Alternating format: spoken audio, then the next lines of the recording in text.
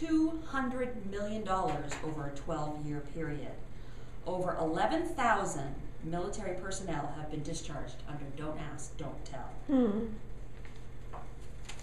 I heard it from a guy who heard it from another guy who heard it from a girl that you are gay.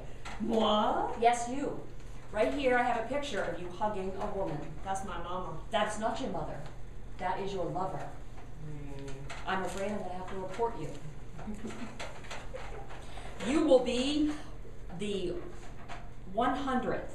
You will be the 11,100th military personnel being discharged. Wow. So now it's going to cost us $200 million and 10 cents.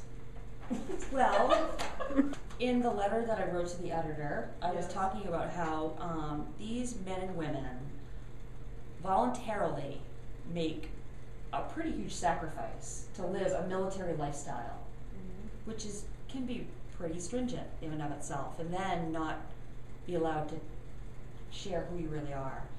So they protect us from terrorism, both domestic and abroad, and in return, don't ask, don't tell, ask that they lie and keep hidden who they really are.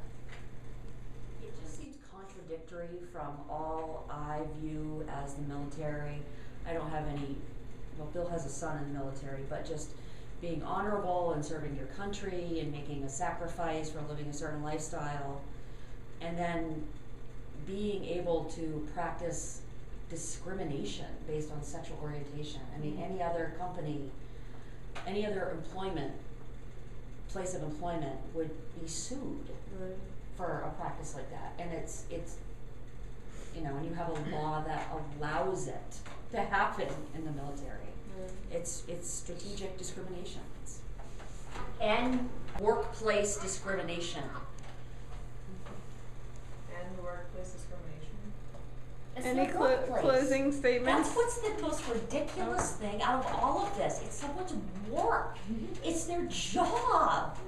And you're saying, you're gay, you told me, see ya. You told me. Can you imagine that at Unum, or like at Maine Med, or here at UNE?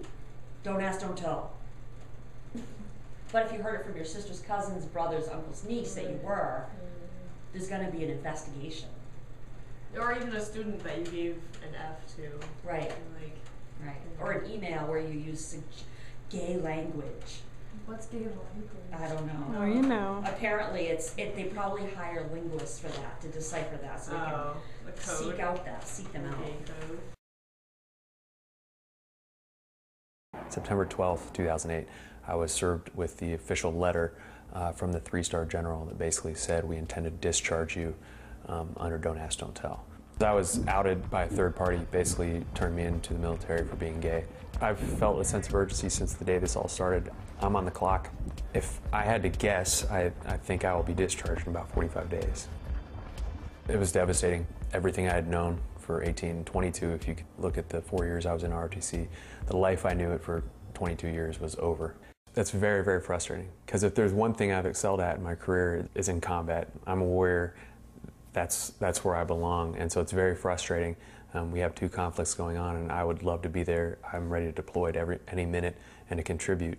People like Lieutenant Colonel Victor Fehrenbach are being discharged after serving 18 years in the Air Force, even though he has 9 air medals, including 1 for valor. Yeah, but he got those medals before he was gay. I was surprised and shocked that Stephen Colbert mentioned me, especially that he did it in Baghdad in front of the troops. It was a great piece on why Don't Ask, Don't Tell doesn't make sense. I'm one of the most experienced aviators in my fighter squadron, and they've spent $25 million on me. I have 400 combat hours, and they're electing to let me go. And now, just being 2 years from retirement, I stand to lose my entire retirement package, which will be about $45,000 a year plus full medical benefits for the rest of my life. So that 18 years I put in will come down to nothing. It makes no sense whatsoever. It never has. So in many ways, I've risked my life for the Constitution, and now it's not there to protect me.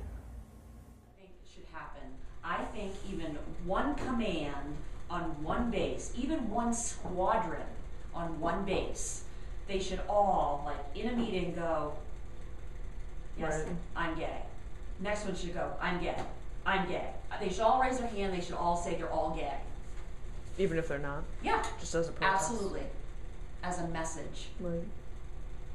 Anyone that at least supports. Right. Just go. Right. I'm out of here. Absolutely. We should propose that.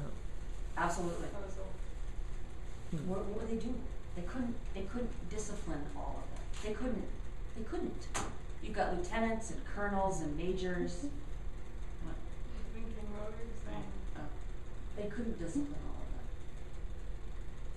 They could kick them all out. No, they couldn't.